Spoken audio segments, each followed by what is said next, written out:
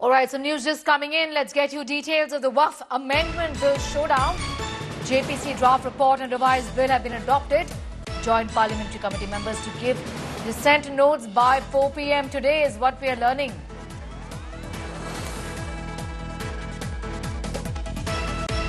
हमें तो इस बात का डर लगता है कि भाई जब आप वक्फ बोर्ड पे कहते हो, कल तक चुनाव से वक्फ बोर्ड पे लोग आते थे, अब चुनाव हटा रहे हो और वहां से नॉमिनेट करेंगे, कौन करेगा? केंद्र सरकार। जो केंद्र सरकार इलेक्शन कमीशन के बारे में कानून बदल सकती है, नियम बदल सकती है, वो यहाँ करेंगे, क्या करेंगे समझ में नहीं आता आपको। तो फिर क्या हो गया? अब मुझे तो डर है हमारे हिंदुओं का। हिंदू इंडोमेंट जो एक्ट है, उस कानून में प्रावधान है, हिंदुओं के मंदिर में जितने भी कानून है उस कानून में लिखा हुआ है, बगैर हिंदू उसके ऊपर कोई भी ट्रस्टी या चेयरमैन नहीं रहेगा। तो वही प्रावधान यहाँ उल्टा क्यों किया आपने कि मुसलमान के उस वक्फ बोर्ड पे दो गैर मुस्लिम हो जाएंगे? इसका मतलब क्या है? कल को आप हमारे हिंदुओं के मंदिर में भी कहेंगे। Himanshu Mishra is getting in more details. Himanshu, अभी इसकी क्या प्रक्रिया रहेगी, क्या प्रोसेस रहेगा? ऑपोजिशन नेता जो है अपने डिसेंट नोट्स दे रहे हैं, इसके बारे में विस्तार से बताएं। देखिए, बिल्कुल स्नेहा, जो ड्राफ्ट रिपोर्ट है और रिवाइज बिल है, दोनों को अडॉप्ट कर लिया है जेपीसी ने।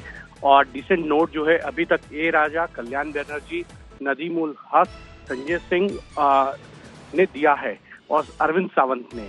अभी 4 बजे तक का आज का टाइम है। जो भी जेपीसी के सदस्य हैं वो अपना डिसेंट नोट जो है वो दे सकते हैं और उसके बाद ये जो रिपोर्ट है डिसेंट नोट के साथ जो जेपीसी के चेयरमैन है वो लोग स्पीकर को देंगे और उसके बाद जो है पार्लियामेंट में ये रिपोर्ट को टेबल किया जाएगा चेयर की परमिशन के साथ। तो एक लंबा प्रोसेस नहीं है, लेकिन इतना जरूर है कि जेपीसी की जो कमेटी थी उसने पूरी रिपोर्ट को अडॉप्ट किया और इस रिपोर्ट के पक्ष में जो है 16 वोट पड़े और अपोजिशन में जो है वो 11 वोट पड़े।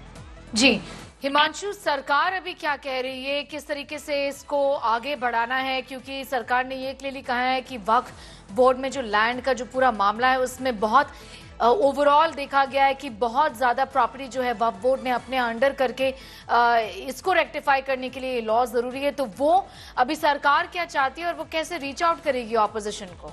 देखिए बिल्कुल, क्योंकि जेपीसी की रिपोर्ट जो है वो बिल्कुल अडॉप्ट कर ली गई है, स्पीकर को जाके सबमिट की जाएगी और उसके बाद जो है संसद के अंदर इस रिपोर्ट को टेबल करने के बाद सरकार जो रिवाइज बिल है जो जेपीसी के कमेटी ने अडॉप्ट किया है उस रिवाइज बिल के आधार पर जो है एक बार नया बिल लाया जाएगा और उसके बाद संसद के दोनों सदनों से इस बिल को पास कराने की प्रक्रिया होगी और उसके बाद ये कानून बन जाएगा कि जो वक्फ की जो लैंड है जिसमें कई बार ये कहा जाता है कुछ खामियां हैं, कुछ लैंड्स जो है वो इलीगल तरीके से है, उन सब के ऊपर जो है फिर एक कानून के तहत जो है चर्चा होगी। और अभी तक जो है वक्फ बोर्ड और वक्फ की जो सेंट्रल गवर्नमेंट का काउंसिल है उसमें 2 मेंबर्स हो सकते थे, लेकिन अब जो जेपीसी की रिकमेंडेशन है इस ड्राफ्ट रिपोर्ट के अंदर उसमें ये कहा गया है कि 4 सदस्य जो है वो हो सकते हैं और कम से कम 2 सदस्य जो है वो गैर मुस्लिम।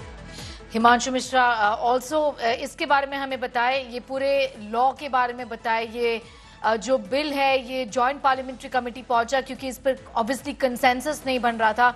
क्या इसके जो प्रोविजंस है वो डिस्कस किए जा रहे हैं? ऑपोजिशन ये कह रहा है कि एक पर्टिकुलर रिलीजन को यहाँ पर मुसलमानों को और इस्लाम को टारगेट किया जा रहा है, इनके धर्म का मामला है, लेकिन इसे इस तरीके से माइनॉरिटीज को टारगेट किया जा रहा है, ये ऑपोजिशन का आर्ग्यूमेंट है। देखिए, अपोजिशन का आर्गुमेंट है, उन्होंने अपने अपने बातों को जो है अपोजिशन के जो मेंबर्स हैं कमेटी में 14 मेंबर्स हैं, उन्होंने इस बात को रखा और उसके बाद जो है पूरी डिस्कशन हुई। लगातार हम सब ने देखा पिछले 6 महीने के अंदर कई बार ऐसी तकरार हुई अपोजिशन और रूलिंग पार्टी की जेपीसी के अंदर जिससे माहौल बिगड़ने का काम हुआ। 24 तारीख को जो है 10 सदस्यों को जो है वो सस्पेंड किया गया था 1 दिन के लिए। उससे पहले भी जो है कल्याण बनर्जी को सस्पेंड किया गया था और ऐसे भी हॉट टॉक कई बार जो है वो सामने आई सत्ता पक्ष के सांसदों और विपक्ष के सांसदों के बीच में जेपीसी की बैठक में। लेकिन बहरहाल तमाम विरोधाभासों के बावजूद जो है ड्राफ्ट रिपोर्ट को जो है अडॉप्ट कर लिया गया है। 24 क्लॉज बाई क्लॉज पर डिस्कशन हुआ और जो अपोजिशन के डिसेंट थे क्लॉज बाई क्लॉज उसके वो गिरते चले गए पिछली बैठक के अंदर, क्योंकि उसका सबसे बड़ा कारण ये था 27 तारीख को जब ये मीटिंग हुई तो उसमें क्योंकि अपोजिशन के जो मेंबर्स थे वो 11 उपस्थित थे और सरकार की तरफ से जो है 14 मेंबर्स जो है वो प्रेजेंट थे और इसीलिए जो है अपोजिशन के जो क्लॉज बाय क्लॉज अमेंडमेंट थे वो गिरे और उसके बाद ये ड्राफ्ट रिपोर्ट तैयार हुई। कल देर शाम जो है ड्राफ्ट रिपोर्ट सबमिट की गई थी जेपीसी के मेंबर्स को और आज जो है ये बैठक हुई और उसके अंदर ये ड्राफ्ट रिपोर्ट और रिवाइज बिल को एक्सेप्ट कर लिया गया है, अडॉप्ट किया गया है और डिसेंट नोट देने का टाइम जो है वो 4 बजे तक का है। मुझे लगता है उसके बाद जो है चेयरमैन जो है वो लोकसभा स्पीकर से मुलाकात करने के बाद इस रिपोर्ट को जो है वो सबमिट करेंगे और फिर चेयर की परमिशन से जो है सदन के अंदर, लोकसभा के अंदर इस रिपोर्ट को पेश किया जाएगा और रिवाइज बिल को, उस रिवाइज बिल के आधार पर जो है लॉ मिनिस्ट्री जो है वो फिर से माइनॉरिटी अफेयर मिनिस्ट्री के साथ मिलकर बिल को लेकर आएगी और फिर दोनों सदनों में पास होने के बाद ये कानून बन जाएगा। लेकिन जो भी है जो सजेशंस अच्छे हैं उनको अडेप्ट किया गया है और कहीं ना कहीं एक सत्ता पक्ष के पास क्योंकि बहुमत था जेपीसी में और उस आधार पर जो है ज्यादातर जो क्लॉज बाय क्लॉज अमेंडमेंट थे वो गिर गए विपक्ष के और सत्ता पक्ष के जो अमेंडमेंट थे उनको अप्रूवल दी। शुक्रिया मिस्टर जुड़ने के लिए। Himanshu Mishra getting in those details. Let's listen in from the chairperson of the JPC now, the Joint Parliamentary Committee, Jagdambika Pal.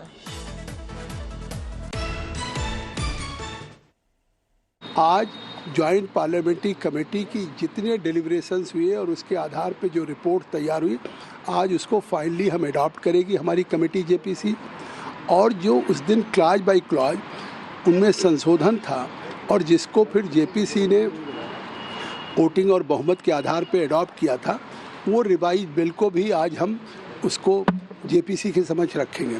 तो आज एक तरह से ज्वाइंट पार्लियामेंट्री कमेटी ऑन वक्फ के सामने दो महत्वपूर्ण है कि पूरी जेपीसी की जो प्रोसीडिंग्स हुई इस कमेटी के गठन के बाद आज तक, उसके आधार पे जो रिपोर्ट्स हमको स्पीकर साहब को सबमिट करना है वो फाइनली आज हम रिपोर्ट प्रस्तुत करके अडॉप्ट कराएंगे।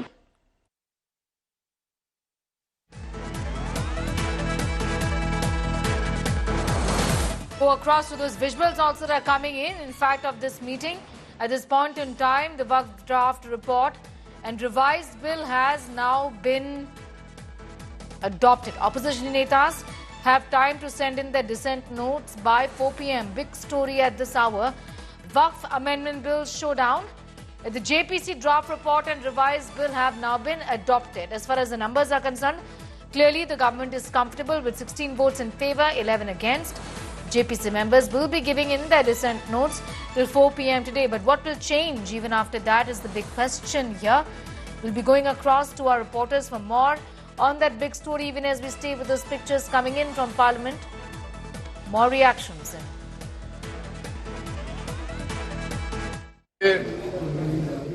जो डिस्कशन उसमें हुआ था, बहुत सारे सजेशंस जो आए थे, बहुत इंपॉर्टेंट सजेशन जो आए थे, उसको इसमें इंक्लूड नहीं किया गया। ये तमाम विरोध के बावजूद सरकार अपनी मनमर्जी की है, अपने हिसाब से इस रिपोर्ट बनवाई है, अपने हिसाब से छोटे मोटे लिपापति करके कुछ अमेंडमेंट्स की है। हम चाहते थे एक बराबरी का सबको हो, देश में जितने समुदाय हैं सबके जो पूजा स्थल हैं, जो धर्म स्थल हैं, जो सबके प्लेसेस ऑफ वर्शिप हैं, सबके लिए गवर्नेंस और एडमिनिस्ट्रेशन में एक पैरिटी हो।